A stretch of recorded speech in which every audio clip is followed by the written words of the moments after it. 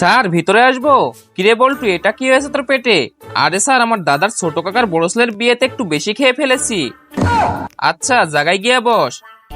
হা হা হা, আরে দেখ না বল্টুর একই অবস্থা। আরে বাপরে, কি গন্ধ রে বাবা। তো বাচ্চারা, এখন সবাই বাড়ির কাজ বের করো। ঠিক আছে স্যার। ব্ল্যাহ। আরে এই শালা বল্টু কি খেয়ে এসেছে? ব্ল্যাহ। আরে স্যার, এই বল্টুর কিছু একটা করেন। হ্যাঁ স্যার, মনে হচ্ছে বল্টু মরা গরু খাইয়ে আসছে। দাঁড়া, এখনই আমি কিছু একটা করছি। এই বল্টু, এই মেডিসিনটা খেয়ে নে, তাহলে 2 মিনিটে তো পেট সাফ হয়ে যাবে। আচ্ছা ঠিক আছে স্যার, এখনই খাইতাছি। এরপরে এমন কিছু হয়েছিল যা দেখলে হাসতে হাসতে গড়াগড়ি খাবেন। কিন্তু তার আগে আল্লাহ লেখায় ছবিটাকে মন থেকে ভালোবাসলে ভিডিওতে একটি লাইক করে চ্যানেলটিকে সাবস্ক্রাইব করে দিন। আর কমেন্টে আল্লাহর সুন্দর নামটি লিখে দিবেন। আরে আমার পেট তো পুরো সাফ হয়ে গেছে। স্যারের ওষুধ তো আমার পেট 1 মিনিটে সাফ করে দিল। Thank you sir.